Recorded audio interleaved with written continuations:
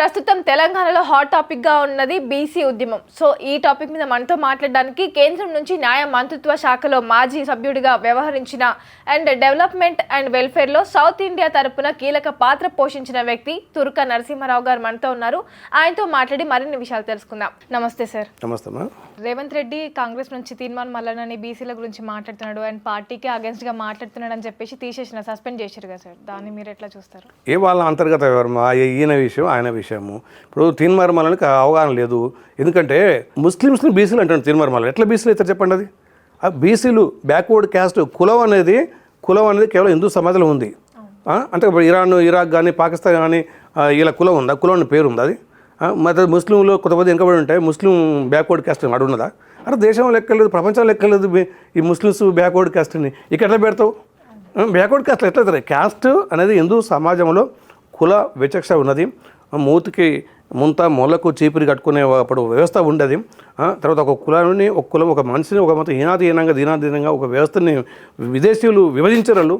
Muslims కానీ విదేశీయులు వచ్చిన కానీ మంచిగా ఉన్న సమాజాన్ని వినిపించడం వల్ల స్వతంత్రం వచ్చిన తర్వాత, స్వతంత్రం రాకముందు కూడా వీళ్ళకి రిజర్వేషన్ కల్పించారు. సాహు మహారాజ్ అటువంటి వాళ్ళు కూడా స్వంతం రాకముందు కూడా రిజర్వేషన్ కల్పించారు వాళ్ళ రాజ్యాలలో.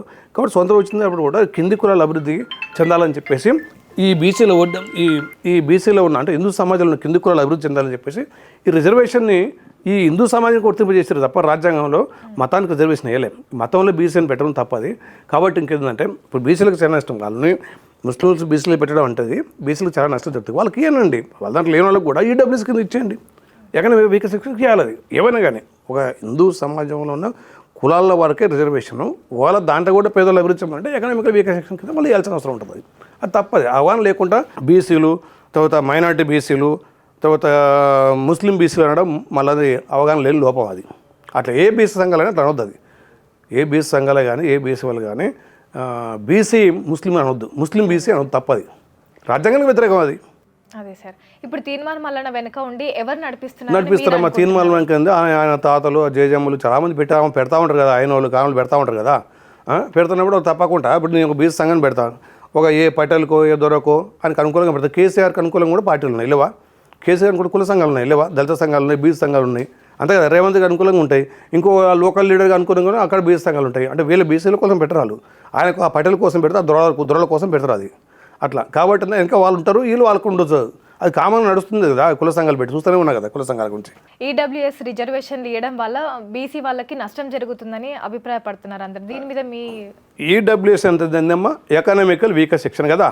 Economical weaker section. ఎకనామిక్ ఆర్థికంగా వీక్గా ఉన్న వాళ్ళు. ఇప్పుడు మనకు మీరు లేడీస్ ఉంటారు, బీసీ మహిళ, ఆయన ఎస్సీ మహిళ, ఓసీ మహిళ, లేకపోతే ఎస్టీ జనరల్ బీసీ ఉంటారు కదా.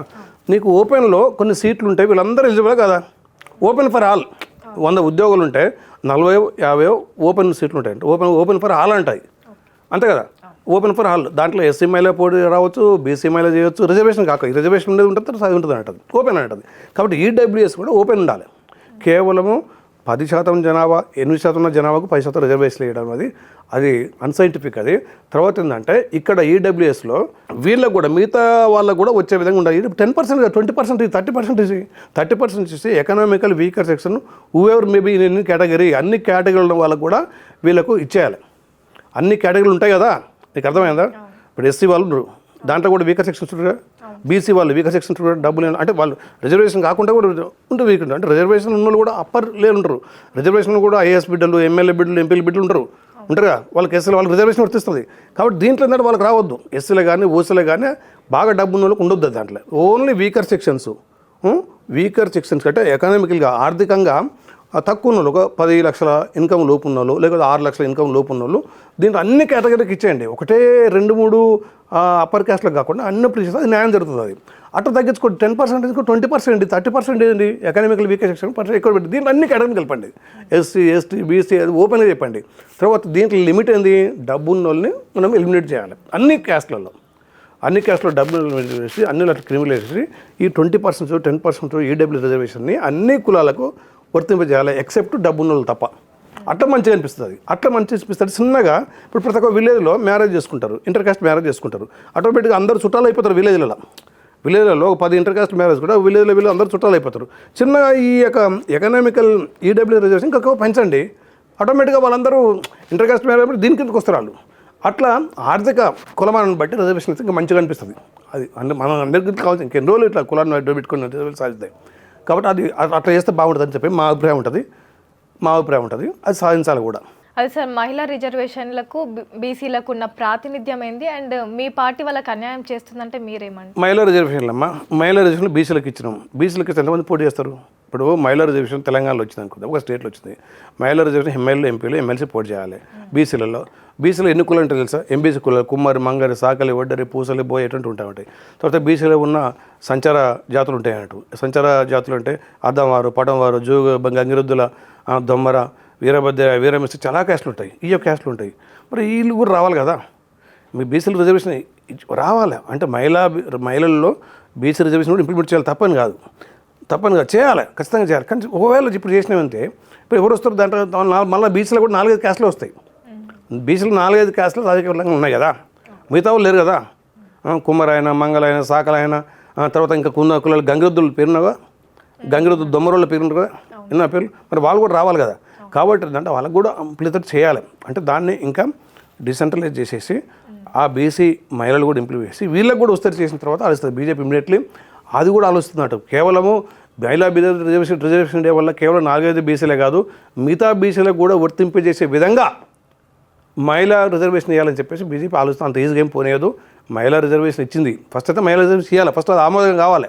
అది ఆమోదంగా మళ్ళీ తర్వాత సెట్ చేసుకుందాం అన్న ఆలోచన బీజేపీ. ఎందుకంటే బీసీలో ఉన్న కింది కులాలకు, సంచార జాతులకు, దొమ్మర, మందుల, పెద్దలు 70 ఏళ్ళ చరిత్రలో ఎవరు వేయలే. బీజేపీ ఒక కమిషన్ ఇస్తుంది, ఒక బోర్డు వేసింది, బోర్డు మెంబర్ నన్ను 4 నియమించింది, కొంతమందిని కూడా అట్లా. కాబట్టి ఏంటంటే మహిళా రిజర్వేషన్ కూడా బీజేపీ క్లారిటీ ఉంది.